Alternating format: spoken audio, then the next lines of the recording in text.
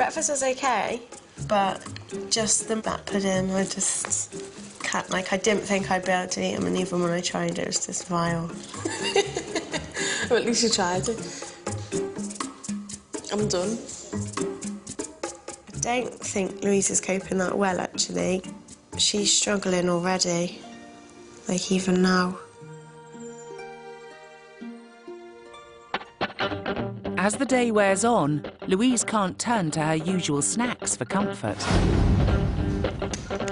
And by dinner time, hunger has taken hold, leaving her to take out her frustrations on the Indian takeaway she's serving up for Carly. But 6 chocolate fingers and a processed chewy fruit snack aren't exactly going to lift her mood. I knew as soon as she saw what was on the plate that she wasn't going to eat. Are you going to eat yours? No, I'm fine, thanks. You're not going to eat any of it? Not even that bit? Nope. You know, throughout the whole day, you know, we've been eating like half a brownie, and for me tea, I thought, surely, pray to God, there's got to be like a meal of some sort. And it was just chocolate. I just physically could not eat it.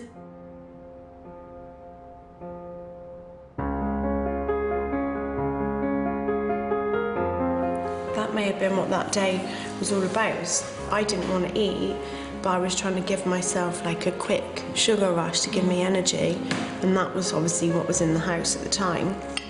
Is that all you'd have to eat like for the rest of the night? That would have been it, yeah. Seeing Louise sort of sat there, like, really, really hungry and then not eating, and me knowing that that's my diet, it's been a real sort of eye-opener and making me think I actually really, really don't eat anything. I thought it was going to be hard with the food because, you know, I'm up against a skinny person's diet, but I didn't realise it'd be this hard. I think it's the hardest thing like I've ever had to go through, like mentally. And it's while looking through some old photos that Louise gets a chance to think about where her problems with food began. And that was me, I think I was 16. And were you still living at home then, or? Yeah. And then I think I was 18 on that one, but I'd moved out. I was in control of my own food. Yeah. So I put quite a lot of weight on there. And then I think 2 months later I fell pregnant, and then for 18 months I didn't drink no alcohol, I didn't do anything, didn't have no takeaways. So it was like I think that was the only time I was like really, really healthy. But then once I stopped breastfeeding, I thought, yes, I can go out, get drunk, I can drink whatever I want, I can eat whatever I want. For Louise, this was a time to catch up on her lost youth. But then as I was doing that, I had a few problems happened in my life, which, looking back and looking at these photos, I remember just comfort eating, you know, getting down, thinking, oh, I'm ugly, and led to me having like really low self-esteem and no confidence. So no, I think it's just more comfort eating in that part. I think in the future, if obviously these problems will arise because, you know, I'm just living a normal life and you have your ups and downs, and instead of turning to food, I'm going to have to find something else to do, and I think I'm just going to have to do a lot of thinking on how I can deal with things without using food. I think Louise has finally realised one of her major issues, and that is the link between her emotions and her eating habits. This connection has now got to be broken if she's ever going to lose any weight and lead a healthier lifestyle. So, Louise, I want to show you something now as a sort of bit of an extra medical warning. This is a film that's been made specifically for you. It's not a generic film. They know about you. They want to tell you something. They want to help you.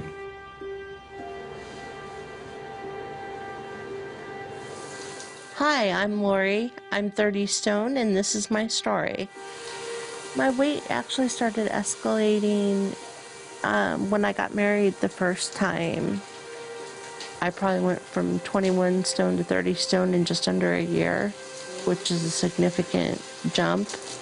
I regret that I gave up, that I haven't retrained myself to eat properly. I would give anything to have a different life than what I have right now. I can't stand for significant periods of time, so anything more than a couple of minutes and I need to sit down.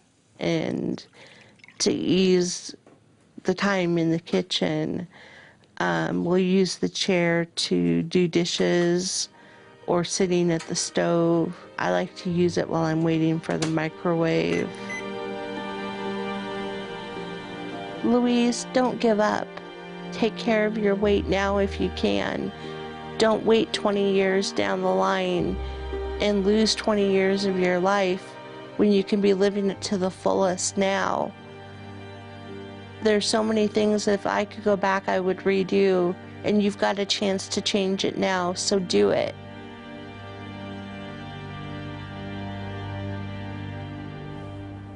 What shocked you the most about that video?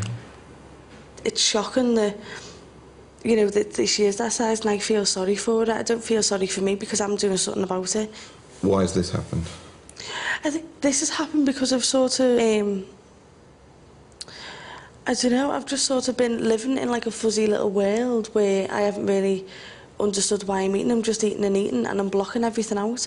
So now I'm just going to have to rethink a few things and think, oh, when I do feel like that, what can I do instead of eating? I need to try and learn how to deal with the feeling instead of eating it away.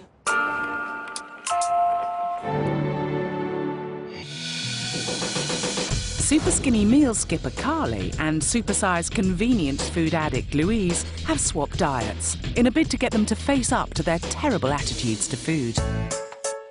It's day 3 in the feeding clinic, and for dinner tonight, Louise once again nibbles on half a packet of noodles.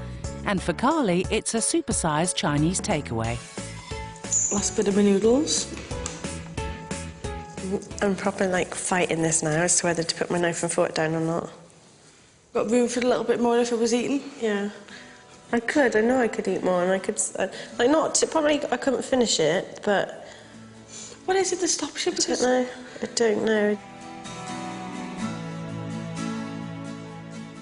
As soon as Louise finished, that was it. I was ready to finish and I felt full. And when I think about it, that's what I do at home. As soon as my boyfriend finishes, then I finish as well. Just doing that today with somebody completely different has really made me realise that actually something's going on there. These food issues of Carly's are worrying, and Dr. Jessen wants to tackle her inability to finish a meal once her diet swap partner has cleared her plate. I know you sort of have issues with not being able to eat alone. Tell me about that. I don't know where it's come from, but just it's kind of made it more obvious coming here, and Louise obviously not having anything on her plate, so she's finishing really, really quickly. And then I'm asking her just to slow down just so I can maybe finish either at the same time as her or before her. That concerns me because that's a tendency that some anorexics have. They can't be watched eating. Yeah. It makes them very uncomfortable, and it's sort of because the focus is all on their food and they feel like they must have eaten more than everyone else because they're still eating and no one else is, and therefore they're going to get fat. It's a control issue that you need to crack. Okay. You do. You need to try and get over it because you know full well that you're not actually eating too much. You've been eating far, far too little. Yeah. I want Carly to realise that her diet has some dangerous health implications, and that this cycle of her being unable to eat on her own and always stopping when others have finished their meal has just got to be broken. For the rest of this week, I want to focus on getting her to finish an entire meal so that she can learn that she really can eat more. It's day 4 in the feeding clinic, and a new dawn brings with it an air of positivity. I'm feeling okay. This morning I thought I'd feel really hungry, but I'm feeling quite positive, and the hunger isn't getting to me as much as what I thought it'd be. Morning. Morning. I was a bit engrossed in cutting the bagel.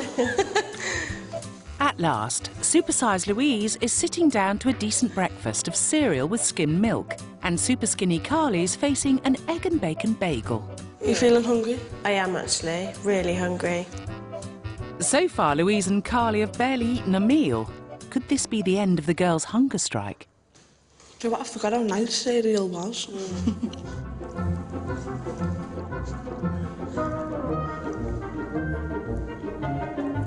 Finished.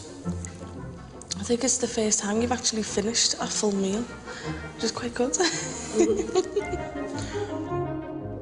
Later that day, the girls take time to talk about their issues with exercise. And Louise seems to have her excuses for avoiding the gym already prepared. When I'm sat in and I'm like, oh, I've got to get my stuff ready, I've got to do this, then I've got to get in the car, I've got to get there. And it's even, I've got like exercise stuff at home and that, but it's like moving the table, getting it out the cupboard, and it's like, oh, you know, even the motivation. Yeah, it's having the motivation to think, right, I'm going to do that. It's just getting over that initial, like, first week or two. You've got to break the barrier. I know, and think that is what stops me, that barrier, but I think, no, I'm going to do it. While Carly is active with her busy working life and used to dance throughout her teenage years, Louise lazes around the house on the sofa, but she used to be the captain of her school football team. So maybe a kickabout could see the end of the excuses. I do not want to do it. It'd be good for you though, trust me. No, I don't. I know, but it's like I don't know what I'll benefit out of this, so I really do not want to do it. The start of the exercise. No, but this is not a start for me. This is like. Imagine when you come out of this, and people are going to be like, yeah, no, but if I was slimmer and I wasn't as big, and I wouldn't. It's like I'm nearly out of breath now, and I've only walked from there.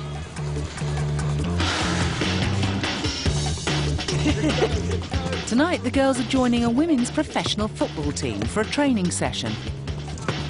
Oh, yeah! Well done. After a warm-up, I wasn't paying attention. Louise overcomes her initial hang-ups about taking part. Control, that's it. Just set it back. Yeah, you got to go with it. I'm going to end up falling over. I think if I was slimmer and I lose all my weight, I think if I got confidence back, I probably could come and do something like this as an activity. That's it. Come back, go back to the keeper, back to the keeper, good. I'm going to get my fat backside down that gym. That is what I'm doing when I go back home.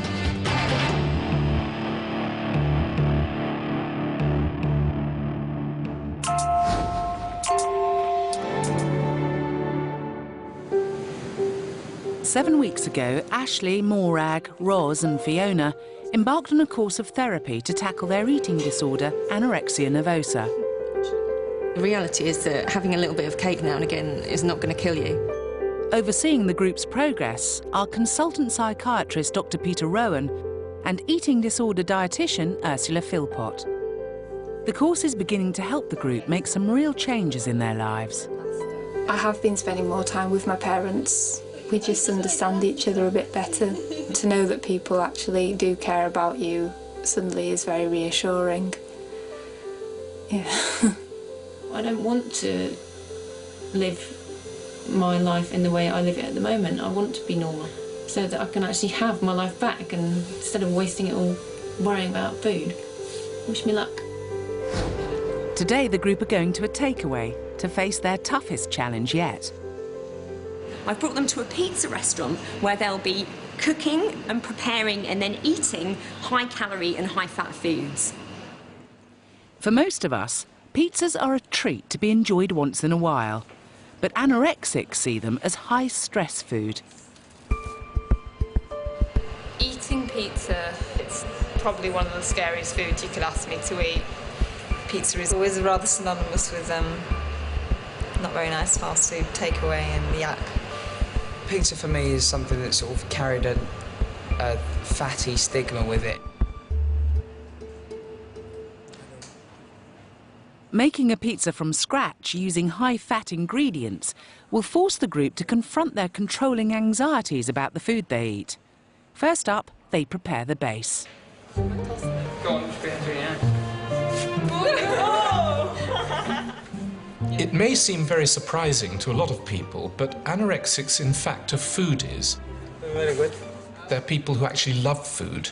They're usually interested in it. They've always loved it. In fact, they take this love to a really higher level of being completely obsessed by it. I love cooking. What I make is quite scrummy.